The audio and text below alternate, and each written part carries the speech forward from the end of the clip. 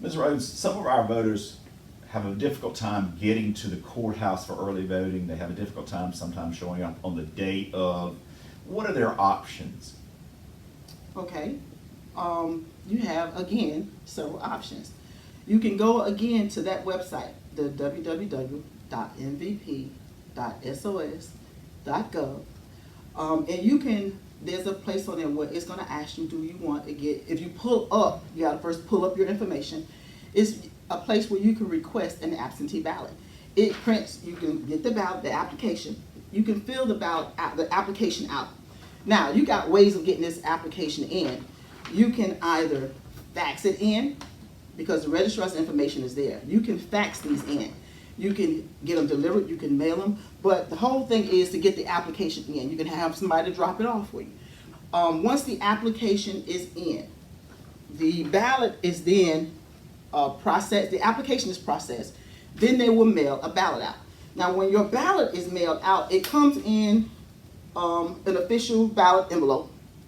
Inside of that ballot, that envelope, you will find the instructions.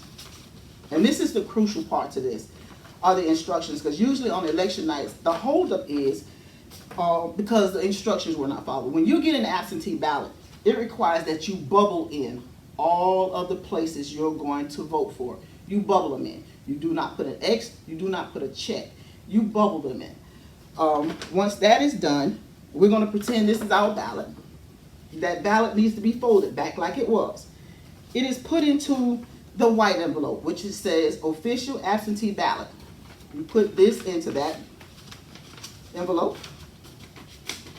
Now, this envelope is then in turn put into the yellow envelope.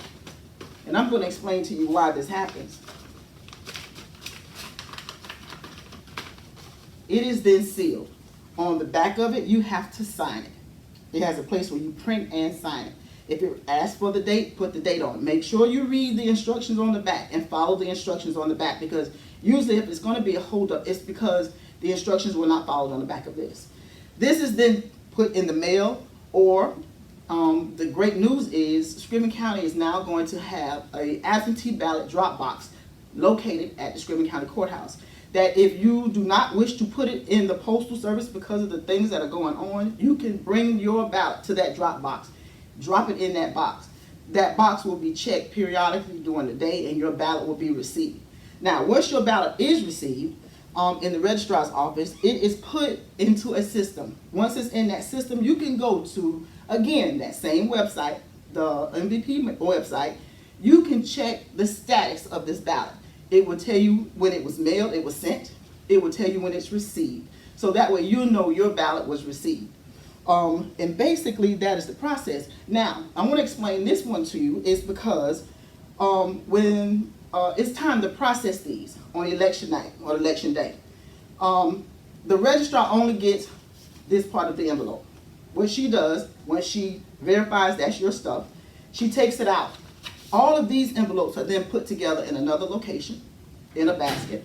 It is then brought over into the election site to where we do the actual counting. Now, at this point, we have no idea whose ballot belongs to whom. And that's the whole purpose. Your ballot is your business, and it's your secret.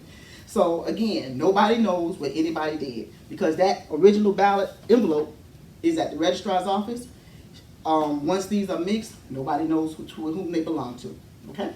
And one thing I've read, Ms. Rose, is that when they sign that right there on that envelope, it has to be exactly matched up with their name on the registration. That is correct. That is correct. You need to always, and when we're dealing with elections, use the address that you're registered to, how your name, the way you put it, whether you put your whole name, maiden name, married name, or just your first name, initial, last name. That's the way you always have to sign all elected official documents. And anyone who does not have access at home to a computer to print that sheet out, Scriven Forward will print those forms out to you, we'll get them to you, and as Ms. Rhodes said, it's a simple process. We're here to help. Her office will also help you if you have any questions. Thank you.